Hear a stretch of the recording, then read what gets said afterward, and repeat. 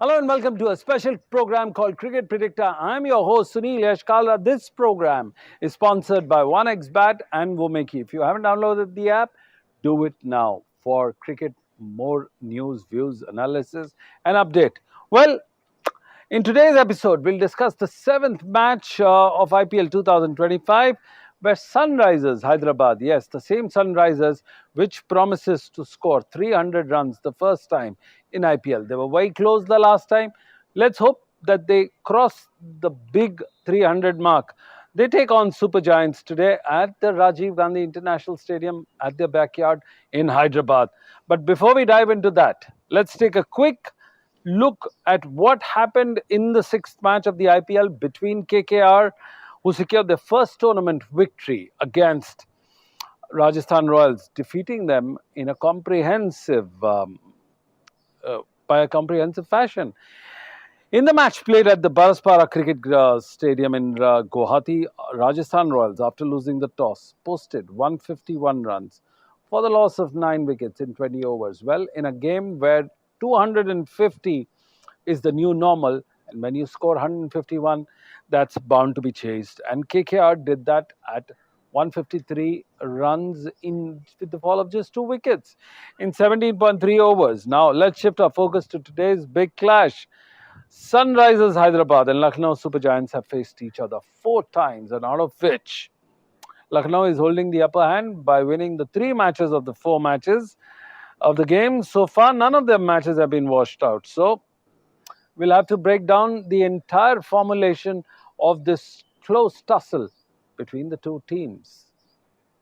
Welcome to the show, Paul, straight from Sydney. Let us ask you a flipper question about the last night's match. Where did Rajasthan Royals go wrong? If you were a Rajasthan Royals fan, do you think you'll be a little bit concerned about how things shaped out last night? If I was a Rajasthan Royals fan, I'd be most concerned by their bowling so far in the tournament. Yes, they got hammered, really, by Sunrisers Hyderabad, but their batting effort in that game was reasonably decent. You don't often get 240 and lose. But I think that it was their spinners last night that were probably the main concern. If you compare that to what KKR did, Varun Chakravarti and Moeen Ali were economical and they took wickets. When it came to the Royals, it was Rian Parag who was the most economical, and Hasaranga and Theekshana, they weren't terrible, but they just didn't have the same impact. So I think that's what I'd be looking forward to going forward. Jofra Archer was a little bit unlucky, I thought, last night. I thought he bowled better than he did in game 1, but his figures still didn't look so good. But looking for an improved bowling effort from Rajasthan going forward. Paul, now off to today's match. It's going to be a little tough humdinger kind of a situation. What do you think Nicholas Pooran's matchup with Adam Zampa looks like, considering that Adam Zampa bowls too many dot balls in the middle over? He kind of stifles the opponent. What do you think Pooran is going to attack him and get into that all-attacking mode? Yeah, they're interesting numbers. And I think there is a chance that, yes, because Adam Zampa does like to bowl quite early, often for Australia after the power play is done. He often gets brought in quite quickly. And if Nicholas Pooran is looking like he's going to launch, then he is a good option. I remember a T20 international here in Australia where Pooran tried to slog sweep Zampa out of the ground, but it was the wrong one that Zampa bowls so well, gets that little bit of extra bounce, and he ended up holing out on the boundary. So it could be one of the key matchups of the game. I'm really looking forward to it. Well, another matchup that comes out is between David Miller and Harshal Patel. Of course, Miller is in a super blast mode and he can hit any delivery from any trajectory. What do you think the matchup is going to look like in today's match? Well, that's an interesting one because, the stats are very much in favour of David Miller in the IPL. But in international T20s, I remember a couple of times on the 2022 tour of India by South Africa, where Harshal Patel actually got David Miller out. Once with a slower ball that he kind of chipped to cover, and once with a seam-up one that went across the left-hander, took the top of the off stump. So, you got to take that into account as well. So it could be explosive either way. Well, Paul, this is a very interesting matchup between the two skippers. Remember, Rishabh Pant has just walked in from a new team and he's taken the charge, but he wasn't as successful. Pat Cummins, on the other hand, has been the lucky Aussie skipper who's not only won the World Cups but has been quite successful with his outing in India in IPL. What is your take of the entire situation? Well, this is an interesting one for me because they are two of my very favourite cricketers. In fact, I'd probably go as far as to say that Pat Cummins is my favourite Australian cricketer and Rishabh Pant is my favourite Indian cricketer. I would never write Rishabh Pant off. I was at the SCG when he went explosively against Australia in the final Test match of the Border Gavaskar Trophy. It was one of the most electrifying hours cricket, or however long it took, that I've ever seen. I was actually sitting amongst the Indian fans. We bought a ticket for the wrong spot, and so it was a tremendous atmosphere as he just hit the Australian bowlers in a way that only he can. So, sometimes I think he's actually a better Test player than a T20 player, strange as that might seem for such an aggressive player. But I would definitely not write him off. And purely from a bowling point of view, Pat Cummins, champion that he is in Test matches, he hasn't been as dominant in T20, especially in India. So, another one that I'm really can't wait to watch. Well, after the Aussie podcaster Paul Dillett, we are joined by Stanley Chiozza. Remember, Stanley was also the bowling coach for the team of Zimbabwe when they played last year in Bangladesh. But take a step back. Let's understand. Stanley, welcome to the show. Let me ask you, you've seen Quinton de Kock very closely from the South African tour. Do you think his time had come a little too early? His retirement was premature? If at all, international cricket misses Quinton de Kock. Not only does he score runs, but it's the manner in which he does the job. He's a pure entertainer. He's that sort of individual, irrespective of whether he's representing South Africa on the international stage, since he's still involved in T20 cricket, or anywhere else in the world in the leagues that are up and running, in whatever team he's involved in. You look forward to watching that match. Even if it's a team that you're not supporting, as long as the name Quinton de Kock is on the team list, you're looking forward to watching that match because he's such a pure entertainer. The game of cricket is heading in that direction in terms of that aggressiveness, that positivity, and the likes of Quinton de Kock started at an early age. We're talking about the league of performance. We bring about names like Adam Gilchrist, irrespective of the format. These guys, their job was to score runs, and they did it in a manner that was just pure class and pure entertainment. So, yes, it's a pity that he's retired from one-day cricket and Test cricket, because I think he will be phenomenal, especially in trying to raise the standard and obviously the ratings of those two formats at this day and time. But the reality is cricketers have options now. Workload management comes into the fore, but importantly, how much more and how longer can I play the game of cricket for? And with the leagues coming up, more lucrative, it's only realistic that players are starting to make these decisions at an early age. He's 32. We still have the likes of Faf du Plessis. He's 40. He's still playing. The question is, how much more entertainment can we get from Quinton de Kock? When you look at the matchups between the two teams, it seems that Lucknow holds the edge against your Sunrisers. But at the same time, when you look at the form point of view, Sunrisers have an edge over them. So, do you think in today's battle between the two teams, the past performance and the stats will have importance, or will Hyderabad snooze out? 4-1 to Lucknow Super Giants, history has it, but it's that all-important one, their first victory over LSG, SRH, an emphatic 10-wicket victory with 62 balls remaining. Lucknow was playing at home. We flipped the coin, it's 2025, their first meeting, SRH are at home. With that batting lineup, I am sure we can all expect a run fest today, especially with that SRH crowd buzzing, supporting their team. The brand of cricket that SRH has brought to the table is exciting, and they're backing it up with performances, I suppose. That's the key thing.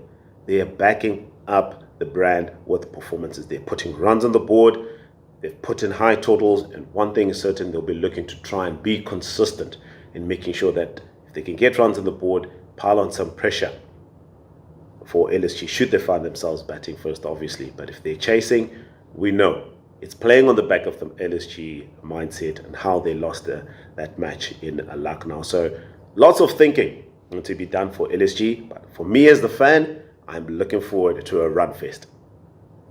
Well, when you look at the overall picture and the wickets fallen, the Pacers have taken majority number of wickets. On the screen, you'll see some stats which prove out that the pitch has favored the Pacers. Do you think in today's match will Zampa be edged out by the Pacers? Statistically speaking, venue stats tell you that seamers, or pacers rather, have been the more effective or more successful in terms of that wicket taking column at this venue. But what it does not tell you is how the seamers have gone about their business in terms of taking wickets to be successful at the surface. Key change-ups, variations. You cannot bowl at one pace on the surface.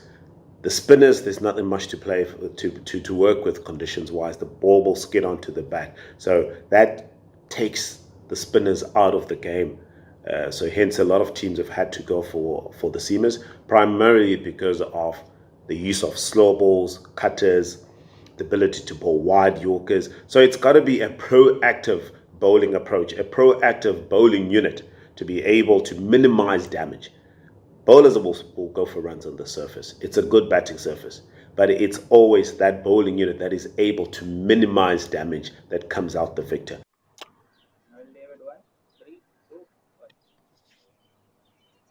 Thank you, Stanley, for your inputs on the bowling part as well. But now we will also welcome the former Indian cricketer Noel David, who knows a thing or two about this pitch. Noel, welcome to the show. I'm going to straight away get into the act and ask you, is Jofra Archer, the bowler, the once a menacing fast bowler from England, now has been decimated as one of the highest he got the highest number of runs against any team. Do you think Jofra Archer has lost his sheen? Yes, I feel Jofra Archer has lost all his rhythm, the touch, what he was. I think that after the injury, his comeback has not been so fruitful, neither for England or neither for the franchisee, RR. I think he's lost his bit of pace, I think, and the rhythm was not good. Even the last game against the Sunrisers, I feel that he was too erratic, too short, or he was too up. He was not up to that line and length which he was before his injury. I think that's the drawback. But if I feel with Jofra Archer, I think he doesn't have a second line of this thing attack where he can do a bit of variation, the slow ones or back of the hand or that off cutters or the leg cutters.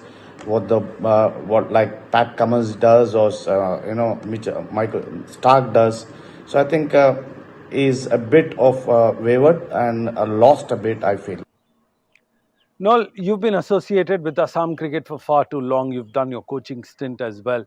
Now, in your assessment, do you think Ryan Parag has kind of facing the heat?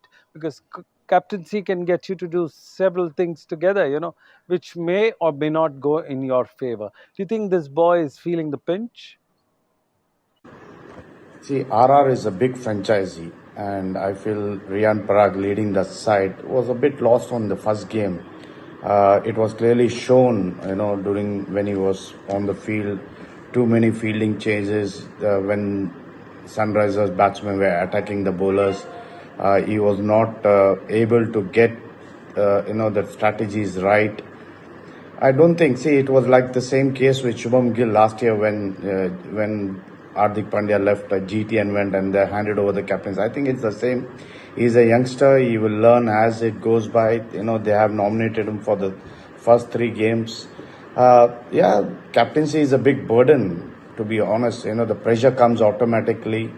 I feel that, Riyan Parag felt that because a lot of, stars are playing in the match alongside with him. So I feel that Riyan Parag will learn as days goes by what his captaincy is all about, and we all know what he is capable of. He will come good. You need to give him some time to learn the in and out of what the franchisee needs out of him. He's a great cricketer. he will lead. I think I am sure as days goes by, he will be a better captain. No, your Hyderabad pitch seems to be completely different. It's like a batting track, but at the same time, I think it will be fair to say that this is the only pitch in the world that when you lose a toss, 64% of the time, the team that has lost the toss has won the match. I mean, this is a bizarre stats, but this comes out to be very positive. Winning and losing the toss doesn't matter at Rajiv Gandhi in Opal Stadium because the wicket is so flat. It's a beauty, placid wicket to bat. Whether you bat first or you bat second, for an example, last game Sunrisers versus RR. Sunrisers RR after winning the toss put Sunrisers into bat, and Sunrisers got a total of 286, but still RR lost the game. Even though they batted well, they lost by 44 runs. That shows that whether you win or lose, the toss doesn't matter as long as you bat well on that wicket. Because it's all about batting on that strip. It doesn't favor much of the bowlers because I'm from Hyderabad, so I can easily watch that. Whether you win the toss or you lose the toss, it doesn't matter to any team, as long as you know how to get to bat and plan your innings. I think any team will win or on the given day. But Opal Stadium wicket is just a beauty to bat. You put the total, and if you can defend it, defend it. Otherwise, the opponent batting second can take the game if they bat very well. Well, this is supposed to be everybody's favorite question. Will Travis Head cause headache to the opponents with Abhishek Sharma in the team? Sunrisers itself is a very dangerous team and very destructive team. Why? Is because they have such kind of power hitter players. We have Travis Head, Abhishek Sharma, who are known for their destructive batting when they come as an openers, especially young Abhishek, who takes the attack from the first ball along with Travis Head. And I feel this pair is quite dangerous in T20 format, especially in IPL. But Sunrisers have that strength in the batting. Now Ishan Kishan has joined the party himself. Coming from Mumbai, he's playing the first game against RR for Sunrisers. He's got 100. So you can imagine the batting lineup. What every player is destructive in Sunrisers. I guess the opening pair gives them the start, and then the other guys who come in like Ishan Kishan or Nitesh Reddy or Carlson, they come in. Chip in with their quick fire knocks. So you can imagine what kind of start these two do's give us, Abhishek and Travis Head. They are very dangerous, and I feel that this pair can be very destructive on their given day. Thank you, Noel, for your insights about the Hyderabad strip and also on Rad Parag's captaincy issues. Now, we are also joined, this is the fourth guest on our show, Tos Rizvi, the man who understands Maidan and Melbourne far better than any other cricket journalist on the scene right now. Tos, welcome to the show. I'm going to ask you the same question. And I need a very honest answer to this. Lucknow will need to be more cautious, especially with the Hyderabad openers. Do you think the pressure will come from the openers, or you're also looking at one down Ishan Kishan to be a super blaster on this? No, honestly, talking with the kind of batters these guys have, especially the openers, Abhishek Sharma and Travis Head, it's very, very difficult for Lucknow Super Giants currently to stop these two guys there. They have been devastating. You saw what exactly happened in the last game. Although Abhishek Sharma couldn't convert his start into big runs, otherwise he would have done that. He's done it before for Team India at Wankhede, what exactly he did against England. So if he gets into the groove, I think he's unstoppable, especially because Lucknow Super Giants, I mean, they were playing with more spinners and only two seamers in the last game against Delhi Capitals, which they lost. Especially they bowled only, they had two seamers like Shardul Thakur, who got 2 overs, while Prince Yadav got his quota, but they couldn't defend, and they played more spinners than the fast bowlers. So I think Avesh Khan would be back to stop them, and Hyderabad these two openers, I think it's going to be a tough challenge, especially with the kind of confidence Hyderabad is coming up with. Especially, I'm looking forward to what Ishan Kishan does in this particular game, coming at number 3. Or will Travis Head go down at number 3 and Ishan Kishan open? That is something I'm looking forward to. Will that thing happen?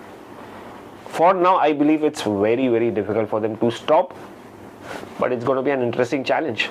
Thus, at this stadium, the team batting first have won 37 matches, while the team batting chasing have won 40 matches. In this scenario, would opting to bowl first will be the right decision after winning the toss? Because winning or losing, I mean, it's better to lose a toss on this ground than winning. But whoever wins it, will they go in for batting or losing? So I think if you look at the number of teams that have won before batting first is 37, and the team that chases is 40 times that they have won. So it's interesting. It's very close call. You wouldn't say who's dominating whom or which team is winning most batting first or batting second, because it's a very close call. But I believe I think summers have set in, and in a very big way. So dew plays a big role throughout the IPL, and even if it doesn't, there is no dew in the outfield, you never know when it would come, and then it becomes very difficult for the bowlers to grip the ball. It becomes easier for the batters because the ball comes onto the bat because of the skiddiness on the wicket. So I think it's mostly the team that bats second gets the advantage. So Sunrisers Hyderabad, they played their last game was in the day. That's why they got a big total. It was dry, it was easy, and both teams played in the afternoon. So I think it's mostly the team that bats second will have chance to supersede the first innings total, because it's easier to bat second because the team that bats first doesn't have the advantage, especially the bowlers. The spinners can't grip the ball, right? So yeah, the team that bats second has an advantage. So team that wins the toss has to field first. Thank you, Toss. Before we let you go, we're going to ask you and conclude this episode by asking, this pitch seems to be favoring the fast bowlers. Do you think this team, both the teams, will go in with an additional pace attack in today's match? Yeah, I think mostly Rajiv Gandhi International Stadium favors fast bowlers, seamers more than spinners. But I think the pace attack, or maybe the advantage, is in Sunrisers Hyderabad's hands, because they already have Pat Cummins. They have some of the biggest names in world cricket is Mohammad Shami. Then they have Harshal Patel, who's a T20 specialist, and then Nitish Kumar Reddy, who can come handy with his medium pace. So I think more or less Pat Cummins' team, Sunrisers Hyderabad, looks more settled when it comes to fast bowling. Of course, we know what kind of batting they have, and as well as some interesting spinners. But when it comes to fast bowling, they are more settled. So they won't make any of the changes, I believe, in this game. They would go with the same attack. While Lucknow Super Giants, I feel they went with 2 seamers in the last game at Vizag against Delhi Capitals, which they lost, and they played spinners majorly. But I feel they will make change and bring in Avesh Khan for this game, which makes 3 seamers. That includes Shardul Thakur, Prince Yadav, and Avesh Khan.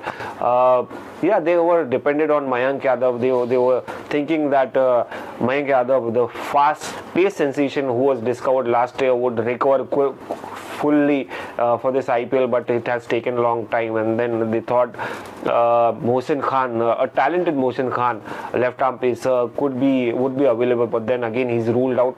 So more or less it's advantage Sunrisers Hyderabad when it comes to fast bowling. Lucknow Super Giants, I feel sorry for them. They don't have enough wherewithal or weaponry in fast bowling. So it's a SRH game for now when it comes to fast bowling. Well, that's how you heard our expert, Toss Risby, who's joined us in Cricket Predicta straight from Mumbai. We also had Paul Dinnett, who joined us from Sydney, Stanley Chiodza from Zimbabwe, and Noel David from Hyderabad, where the match is going to be played. Well, this is a special presentation of Cricket Predicta. Don't go anywhere else. This is Sunil Yashkalra signing off from close to the ICC headquarters in UAE.